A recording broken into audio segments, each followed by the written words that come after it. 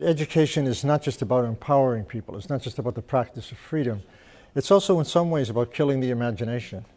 And in some ways educating people to adjust the conditions in which their own sense of agency is basically limited. For instance, we often see pedagogies that teach to the test. We often see pedagogies that are simply about accountability, objective standards, pedagogies that in no way take into consideration the experience of students, in no way speak to important social issues. They're pedagogies that in many ways are designed to undercut the possibility for students to be critical thinkers, to be critically conscious, to be aware of their own cultural capital and its strengths and their place in the world. And I think that it's rightly so to call those pedagogies of repression. The debate about education today, and with its emphasis on methods, represents a new kind of pedagogical stupidity, because it completely ignores the most fundamental question of education, and that is, what is education for? And it ignores the most fundamental struggle inherent in education, which is a struggle over identities, a struggle over agency. Education, in the final analysis, is really about the production of agency. You know, what kind of agency are we going to produce? What kind of narratives are we going to produce that students can understand, that enlarge their perspective on not only on the world, but on their relationship to others and themselves? And I think that methods, to begin with methods, is to completely ignore probably all the most fundamental questions about education: ideology, culture, power, authority. How are these things constituted? What's the basis for knowledge? Who has the authority to implement it? In what way does it speak to a particular kind of future? Because all education is an introduction in some way to the future. It's a struggle over what kind of future you want for young people. It's a struggle over the kinds of subjectivities that would make that future possible. It's a struggle over notions of narrative that students can relate to and in some way understand, so they can see education as being fundamental to who they are and how they relate to the world. Methods doesn't do that. Methods contain a kind of silence on the side of the worst forms of repression, it seems to me, because they deny the very notion that students are alive. Can be alive to both themselves, to particular forms of knowledge, particular forms of social experiences, and particular values. The notion of neutrality, and when it's raised in education, is the worst form of politics.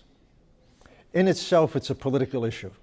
It's a political question, because it's taken a value around education in ways to hide what education is really about. I've always viewed that position as the basis for a kind of fascist politics, because it hides its code for not allowing people to understand the role that education plays ideologically, the role that it plays in producing particular forms of knowledge, particular forms of power, particular kinds of social values, particular notions of agency, particular narratives about the world. It's impossible for education to be neutral. There's no such thing as a neutral education. So those who argue that education should be neutral are really arguing for a version of education that's not, in which nobody's accountable. That the people who produce that form of education disappear. They become invisible because they're saying it's neutral. And so you can't identify the ideological processes, politics, modes of power at work. And that's precisely what they want. I mean, look, power at its worst is invisible. It makes itself invisible.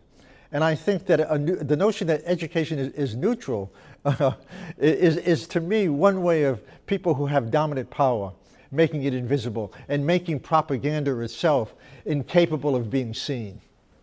It seems to me that at the heart of critical pedagogy is that it's not just about, it's not a skill. We're not talking about skills, you know, we're talking about critical consciousness. You know, conscientization, right? I mean, we're talking about what does it mean to create the tools where people can be not only critics, but can be cultural producers. And I think that what the new technology offers for young people, particularly for young people, is the opportunity to operate outside of traditional spheres of the media, particularly the mainstream media, in ways that they've never had that opportunity before. At the same time, we also see the way in which the new media, the new technologies have become enormously weaponized in the interest of repressing people. Google, Facebook. I mean, these are really increasingly technologies of surveillance. That's basically what they are. But that doesn't mean that there aren't enormous possibilities for these technologies to be used, and we've seen them used in relatively progressive and radical ways. I mean, my theory about those technologies is that we have to judge them within the societies that are using them according to very specific values. So it's not that the technology alone, produces very specific relationships. They operate according to the values that basically align with certain modes of power to put into play how those things would be used. Selfies, selfies are the mirror of neoliberalism, right? I mean, but selfies don't have to be. Disabled people can project modes of representation that dignify who they are. It's a struggle. All of these technologies are part of a larger struggle over cultural politics. In the beginning, when these technologies emerged, there was a kind of romanticization about these technologies, saying that this is the new democracy, right? Because they divorced those technologies from questions of power and the concentration of power, and how the concentration of power can basically absorb almost anything in a capitalist society, particularly a neoliberal society. And I think that has to be challenged. I mean, I think that what we're seeing now, I think you have to be pretty stupid to believe that Google is, somehow on the side of democracy, right? You have to be pretty stupid to believe that Microsoft really cares about social justice. You have to be pretty stupid to believe that in some way Twitter, is a new form of literacy. Look, capitalism and democracy are not the same thing. Let's begin there. Let's say that you can't talk about democracy if you're talking about capitalism, because capitalism is the antithesis of democracy, because capitalism doesn't believe in shared justice and shared power and shared responsibilities. It believes in accumulated profits. That's very different, right? And so it seems to me that a debate over democracy, particularly in terms of linking three things: political rights, personal liberties, and economic rights. There is no democracy that does not talk about economic rights. It doesn't exist. I mean, you can have a range of personal freedoms and political individual freedoms, and I'm delighted with freedom of the press.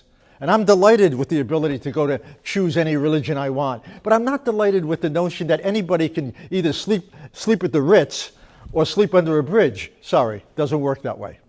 I don't think any democracy is really worthy of the name, because I don't think any democracy is finally finished or completed.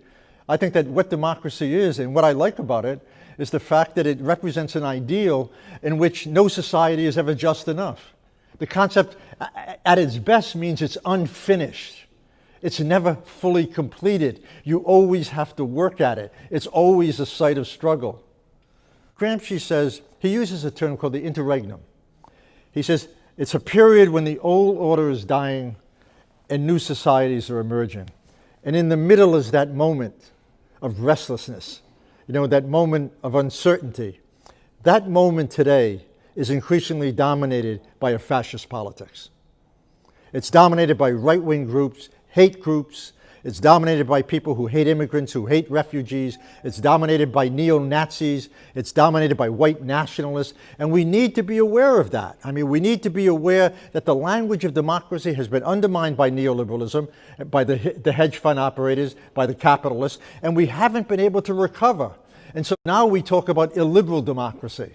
We say in Hungary, in Poland, we say things like, we need a democracy means that you have security, but you don't have freedom. You have to give up freedom for security. Can you imagine? That's the degree to which democracy has failed. Because you can't have a democracy without informed citizens. And that's why education has to be at the center of any discourse about democracy. And it isn't. And I think that's where the left has failed. The left has failed around education. They have failed because they believe that the most important structures of domination are entirely economic, and not only those elements that trade in beliefs and persuasion and pedagogy and changing consciousness and modes of identification. Uncertainties can be a time of great anxiety, and they can be a time of great possibility, a time to rethink the language of politics, to rethink the language of struggle, rethink the language of solidarity. Power is not always about domination. It's not exclusively about domination. It's also about resistance.